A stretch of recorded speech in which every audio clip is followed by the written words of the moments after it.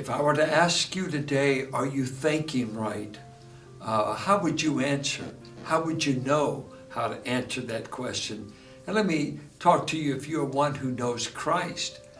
Paul warns us of the dangers of wrong thinking. And he just says it in one little verse. It's many places in the Bible.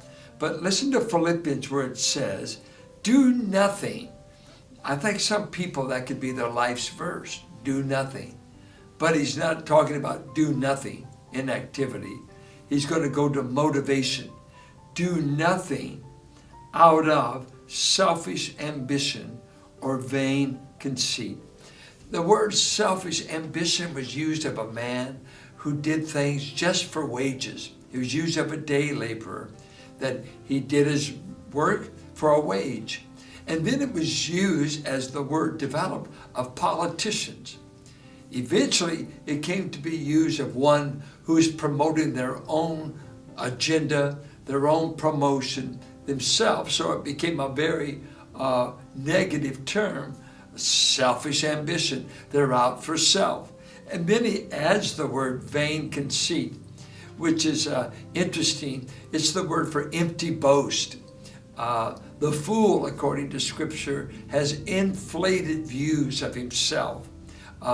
One of the Hebrew words for fool was puffed up, inflated, to rise up above. So they have this puffed up view of their own importance. And he says, you must do nothing that comes from these kind of motivations. If you pay me, if you promote me, I'll do it. If you make me look good, because I don't care about who I'm serving, I'm not in, it's all for me. How do I replace that thinking? And he tells them, he says, rather in humility, value others above yourselves, not looking to your own interests, but each of you to the interests of the others. Humility will always be measured by how you view others. And a lot of times you'll say, am I humble or not? C.S. Lewis says the best clue to whether you're humble is you don't even think about yourself. You're not rating, am I proud, humble? You don't even think about it.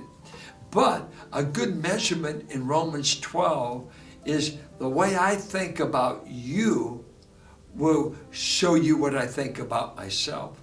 And if I demean you, if you have lower value, because maybe you're female, maybe you're male, you make a lot of money, you make a lot of money. You're educated, you're not.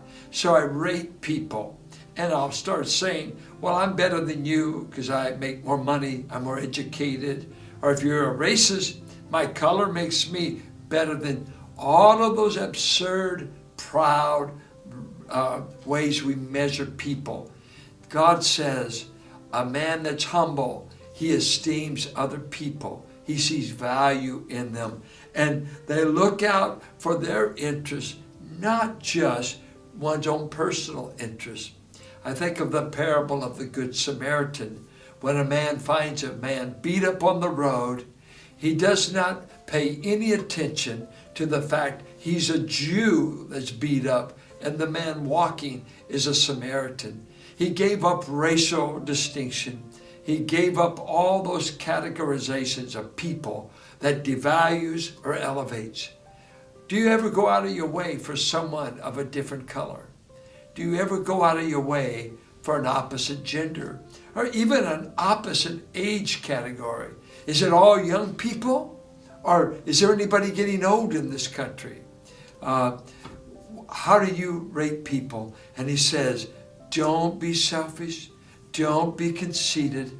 And the big test of your humility is value people. There's never been a person you've seen that's not valuable, at least in the eyes of God. And that's what our perspective needs to be. See people like God sees them.